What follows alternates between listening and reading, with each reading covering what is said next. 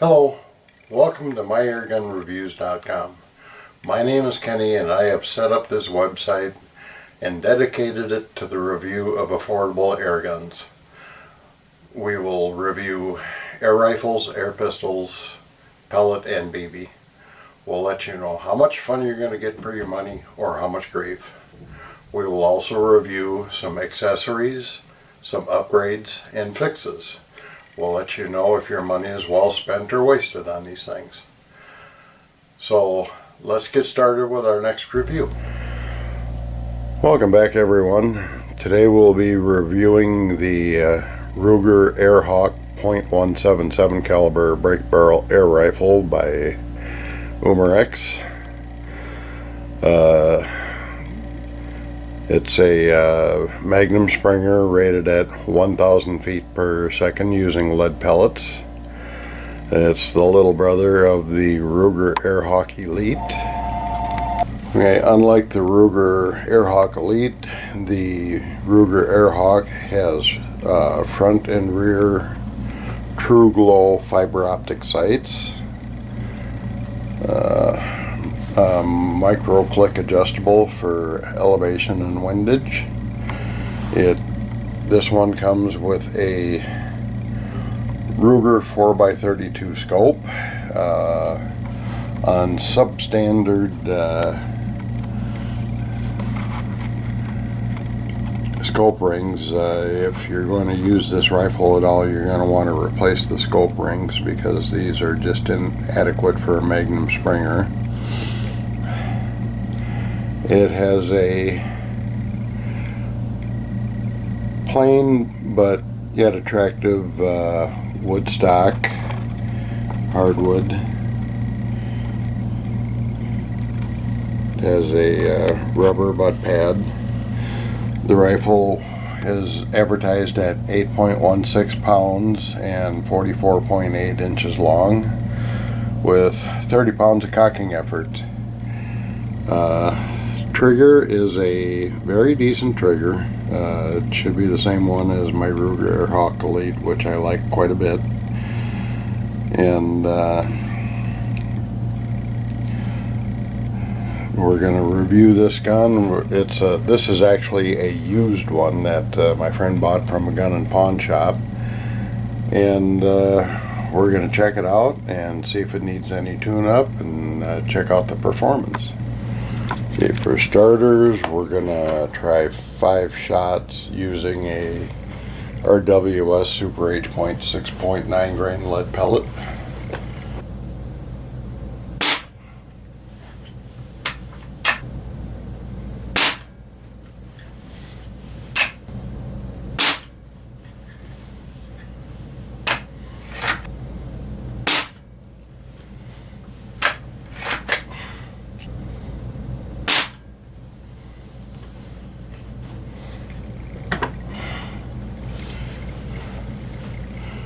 Okay, we got a low of 982.7, a high of 992.9, average of 986.7,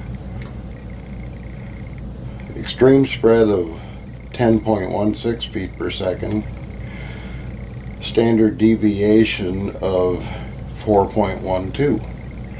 That's pretty consistent. And we also, on the chronograph for the 5 shots, we got a high reading of 96.8 decibels.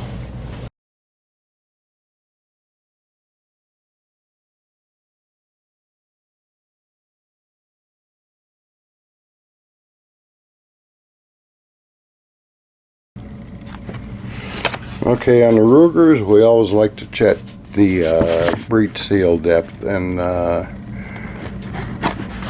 just run a card, and if the card hits the seal, which this does, you're alright.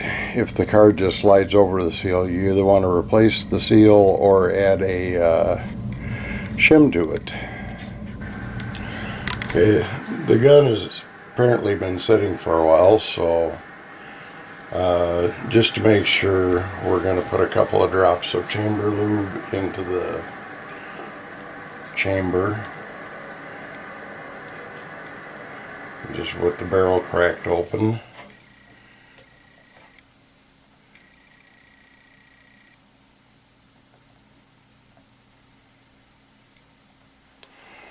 Put a couple of drops in there.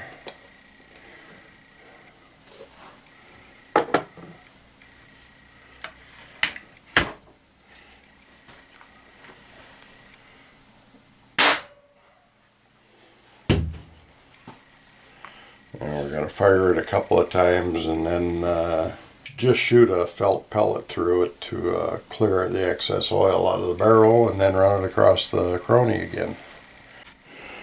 Okay, you can see what color the pellet's supposed to be and what came through, so we're going to go ahead and clean the barrel on it, and then we'll try it again.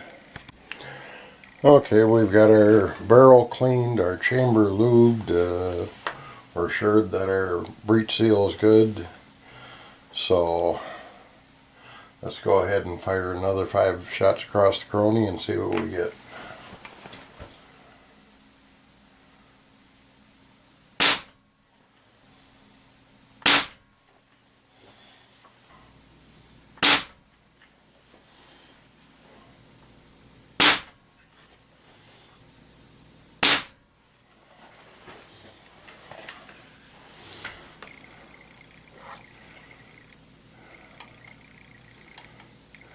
Okay, we got a low of 971.8, a high of 985.6, an average of 978.6.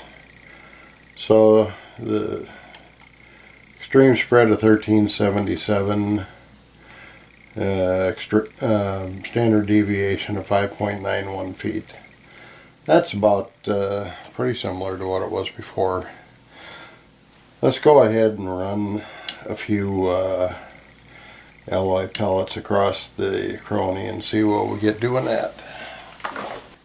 We'll be shooting Stoger X-Speed 5.56 alloy pellets, and we're going to check the decibel meter and see what we get for loudness with the alloy pellets.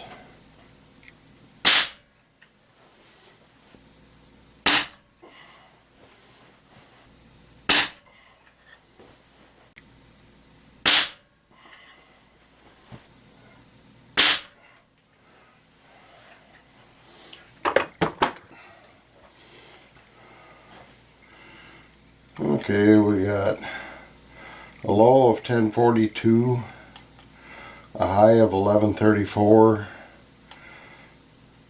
average of 1095, extreme spread of 91.49, standard deviation 43.37.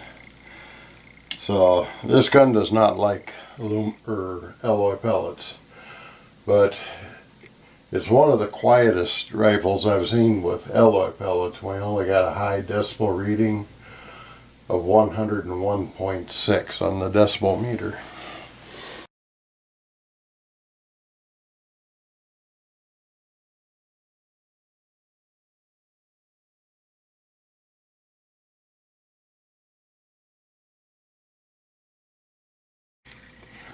So all in all, the rifle is performing quite well.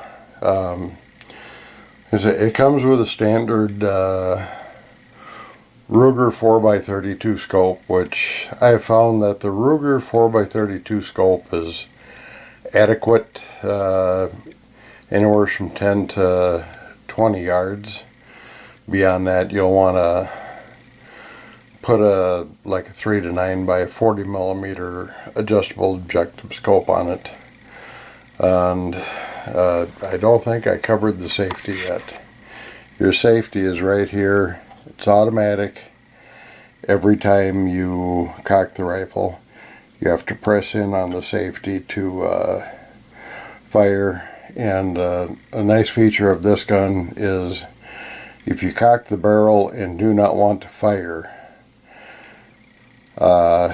you can press in on the safety, hold the barrel, and then pull the trigger, and the barrel will snap back. So you want to have a tight grip on the barrel so it doesn't fly back too fast.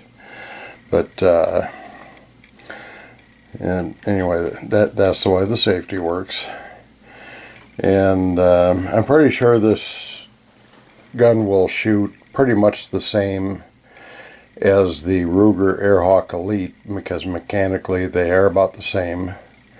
Or the internal workings are the same. So since this rifle has open sights, instead of doing a 20-meter outdoor with the scope, we're just going to do a 10-yard shooting test using the open sights. Okay, we'll be shooting some Crossman destroyers at 10 yards, 5 shots with the open sights on the Ruger Airhawk.